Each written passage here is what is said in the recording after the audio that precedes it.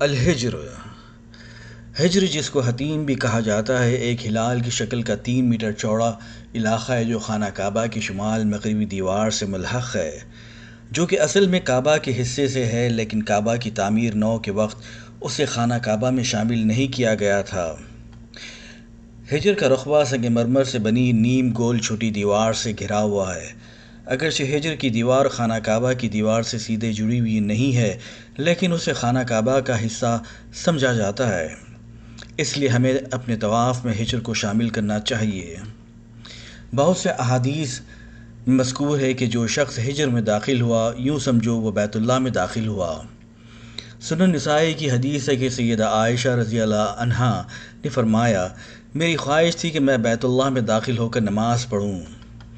رسول اللہ صلی اللہ علیہ وسلم نے میرا ہاتھ پکڑ کر مجھے ہجر میں داخل فرما دیا اور فرمایا، بیت اللہ میں داخل ہونے کا ارادہ ہو تو یہیں نماز پڑھ لو، کیونکہ یہ بھی تو بیت اللہ کا حصہ ہے، لیکن تیری قوم قریش نے تعمیر کے وقت عمارت چھوٹی کر دی تھی۔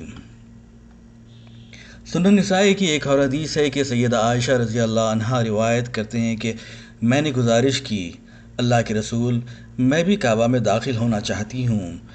رسول اللہ صلی اللہ علیہ وسلم نے فرمایا، ہجر میں داخل ہو جاؤ، یہ بیت اللہ ہی کا حصہ ہے۔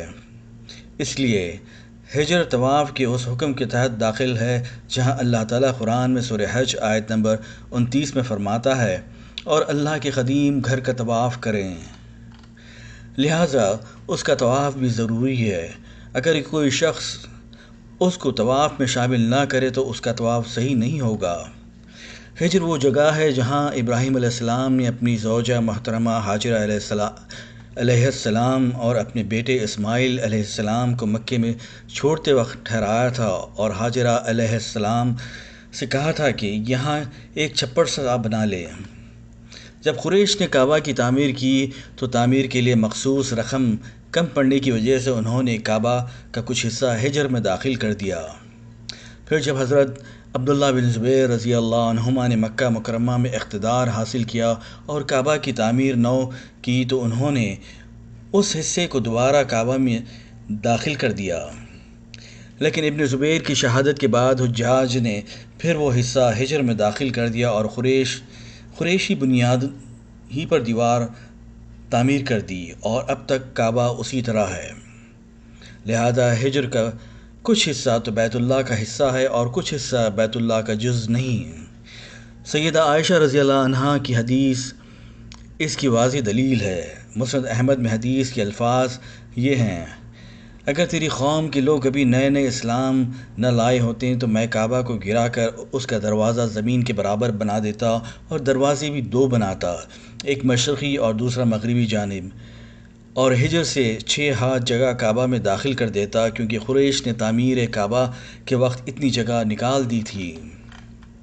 صحیح بخاری کے حوالے سے ہے کہ ابن عمر رضی اللہ عنہما فرماتے ہیں، اگر حضرت عائشہ رضی اللہ عنہا نے یہ الفاظ نبی کریم صلی اللہ علیہ وسلم کی زبان مبارک سے سنے ہیں، اور ظاہر ہے کہ ان کے سننے میں کوئی شک نہیں، تو میرا خیال ہے کہ اسی وجہ سے رسول اللہ صلی اللہ علیہ وسلم نے ہجر کی جانب والے کعبہ کے 2 کونوں کو دوران طواف ہاتھ نہیں لگایا کہ وہ صحیح بنیاد ابراہیم پر تعمیر نہیں ہوئے۔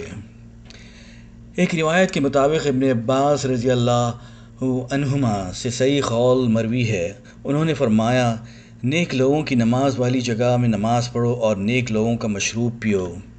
ان سے پوچھا گیا، نیک لوگوں کی نماز کی جگہ سے کیا مراد ہے؟ فرمایا، کعبہ کے پر نالے کے نیچے۔ پوچھا گیا، نیکوں کا مشروب کیا ہے؟ فرمایا، زمزم کا پانی۔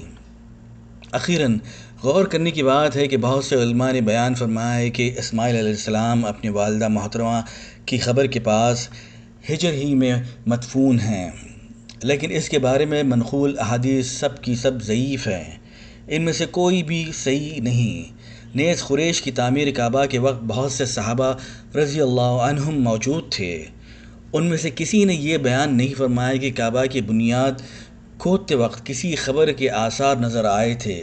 اگر ایسا ہوتا تو ہمیں وہاں چلنے پھرنے کی اجازت نہ ہوتی، کیونکہ رسول اللہ صلی اللہ علیہ وسلم نے قبروں پر چلنے اور بیٹھنے سے منع فرمایا ہے۔